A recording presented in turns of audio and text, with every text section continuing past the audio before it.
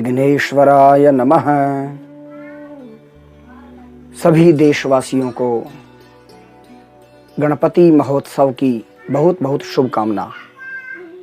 बंधुओं, जब माता पार्वती से अविलंब मिलने को आतुर भगवान शिव को कंदरा अर्थात गुफा के द्वार पर नियुक्त माता पार्वती द्वारा निर्मित द्वार रक्षक गण रूपी पुत्र ने रोका, तब शिवजी ने कुपित होकर उसका सिर काट दिया। इस दुर्घटना से आहत माता पार्वती को प्रसन्न करने के उद्योग में शिवजी द्वारा उस गण को हाथी का सिर लगाकर पुनः जीवित कर लेने के पश्चात श्री विष्णु जी ने अपना गणपति का पद उस हाथी के सिर वाले अर्थात गजानन को प्रदान करने पर भगवती प्रसन्न हो गई। इससे हम यह भी जान सकते हैं, समझ सकते हैं कि गणपति एक पद का नाम है। यह पद सृष्टि के प्रारंभ से इस दुर्घटना तक भगवान महाविष्णु के पास गणपति का पद था। यह संकेत तुलसीदास जी रामचरितमानस के बाल कांड के 100वें दोहे में भगवान शिव के विवाह के समय शिव और गौरी द्वारा गणपति का पूजन करने पर सिद्ध कर रहे हैं।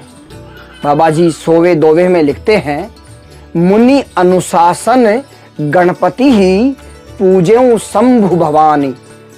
शंभु और भवानी ने मुनि की आज्ञा से गणपति का पूजन किया। अतः गजानन को भगवान श्री विष्णु ने गणपति का पद दे दिया। भगवान शिवजी कौन है?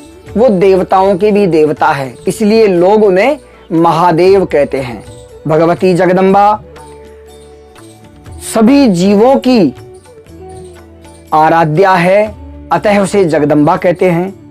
भगवान शिव के बड़े पुत्र कार्तिकेय को देवताओं का सेनापति नियुक्त कर दिया गया और अब भगवती गौरी के इस लाडले पुत्र को गणपति का पद दे दिया गया।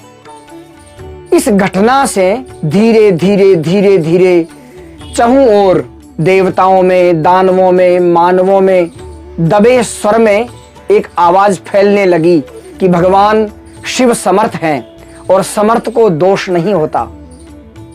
भगवान शिव देवताओं के देवता हैं, उनकी पत्नी जगदम्बा है, उनका बड़ा पुत्र देवताओं का सेनापति है और रही सही कसर श्री विष्णु ने उनके छोटे पुत्र गजानन को गणपति का पद देकर के पूरी कर दी।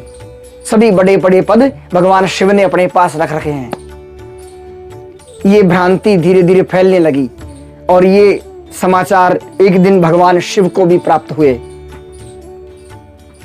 भगवान शिव ने इस बात को सुना तो मुस्कुरा करके और एक दिन उन्होंने इसका समाधान करने का विचार किया और इसका समाधान करने के लिए भगवान शिव ने एक इश्तिहार निकाला। रिद्धि सिद्धि का स्वामी गणपति जो बनना चाहता है वो इस वैकेंसी में अपना फॉर्म भरे और यह समाचार तत्कालीन समाचार पत्रों के माध्यम से पूरे विश्व में फैला दिया गया। जब ये समाचार फैला कि भाई गणपति बनने का अवसर है और गणपति पद के लिए वैकेंसी निकली है, तो सभी ने, गणपति कौन नहीं बनना चाहता, सभी ने गणपति बनने के लिए फॉर्म भरा।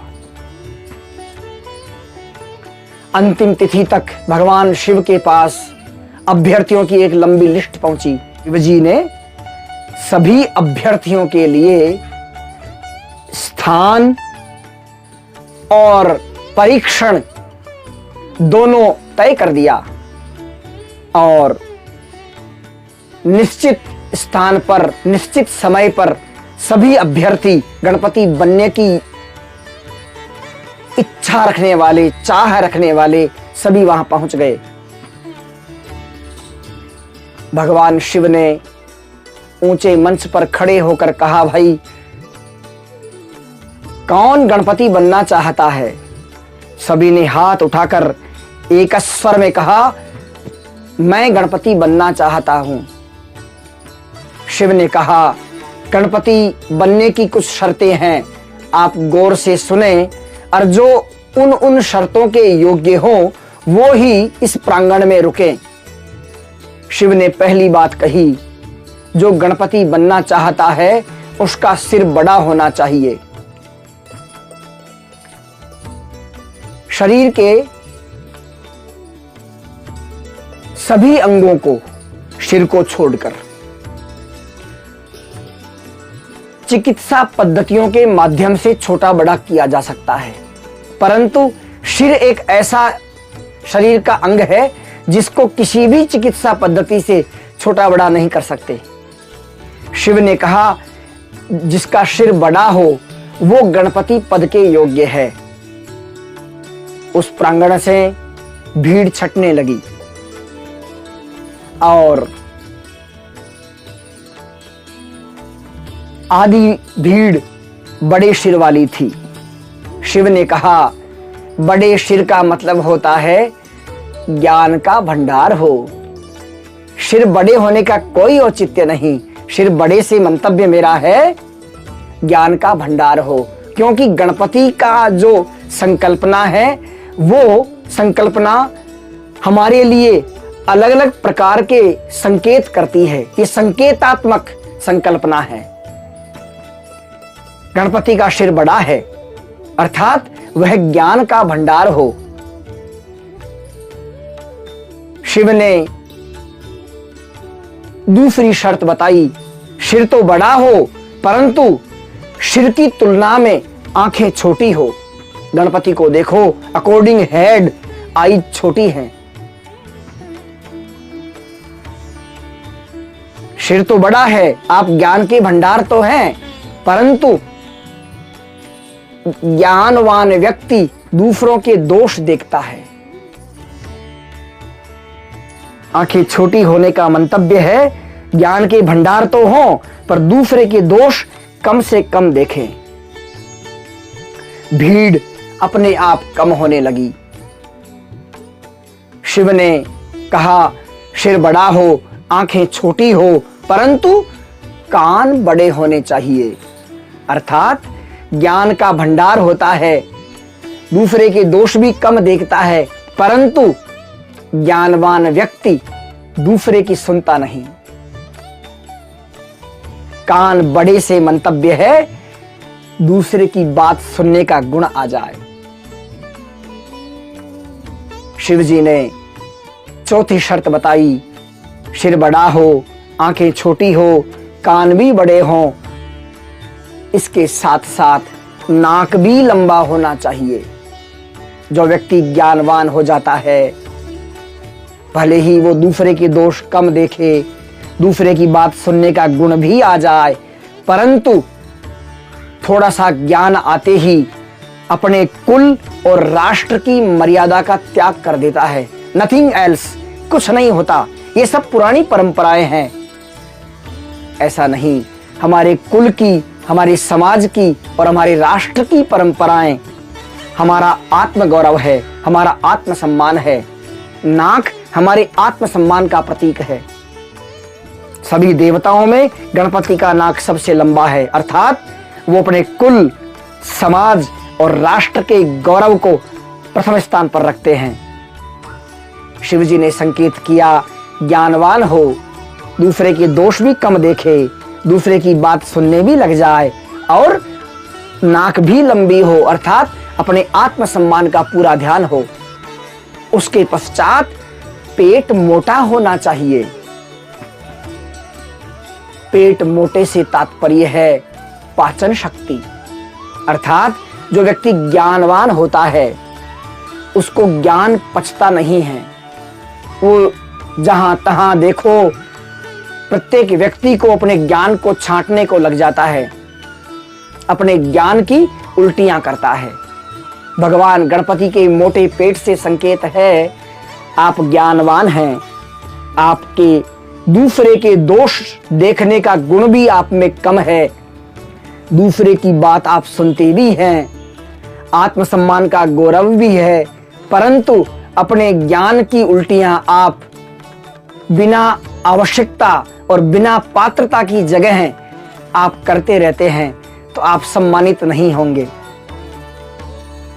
जहां आवश्यकता हो और जो पात्रता रखता हो वहीं आपको अपने ज्ञान को देना चाहिए। इतना होने के पश्चात भी भगवान गणपति अपने नीचे मूषक को, चूहे को दबाकर बैठते हैं। गणपति का वाहन क्या है? मूषक, चूहा। चूहे में एक दोष है, वह रात और दिन कुतरता रहता है। जो व्यक्ति ज्ञानवान हो जाता है उसकी बुद्धि में भी कुतर्क रूपी दोष आ जाता है। अधिकतर लोगों को आपने भी देखा होगा, सुना होगा, ऐसे ही ज्ञानी हो तो बताओ पहले मुर्गी आई या अंडा आया? आपको मालूम भी चल जाए उससे क्या निष्कर्ष निकलना है। गणपति संकेत करते हैं कि आपको यदि रिद्धि सिद्धि का स्वामी बनना है, इस संसार में प्रथम पूज्य बनना है, तो आपको अपनी कुतर्क रूपी बुद्धि को अपना वाहन बनाना होगा, अपने नीचे दबाना होगा। अतः रिद्धि सिद्धि का स्वामी और गणपति बनने के लिए भगवान शिव ने संकेत किया, सिर बड़ा हो अर्थात ज्ञान का भंडार हो, आंखें छोटी हो अर्थात दूसरे के दोष कम देखें, कान बड़े हों, दूसरे की बात सुनने का गुण हो, नाक लंबा हो, आत्मसम्मान और आत्मगौरव का पूरा ध्यान हो, पेट मोटा हो अर्थात वह ज्ञान पचे भी। इसके पश्चात जो व्यक्ति अपने कुतर्क रूपी बुद्धि को नीचे दबा करके बैठने का सामर्थ्य रखता है, वह व्यक्ति ही इस संसार में रिद्धि सिद्धि और निर्विघ्नता का स्वामी बनता है। भगवान शिव द्वारा गणपति बनने की इन शर्तों को सुनकर वहां उपस्थित सभी दानव, मानव और देवताओं ने हाथ जोड़कर के स्वीकार किया, हे महादेव, श्री विष्णु ने जिनको गणपति बनाया है वे ही गणपति पद के योग्य हैं।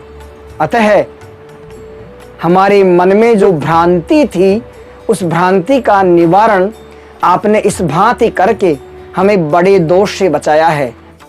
धन्यवाद।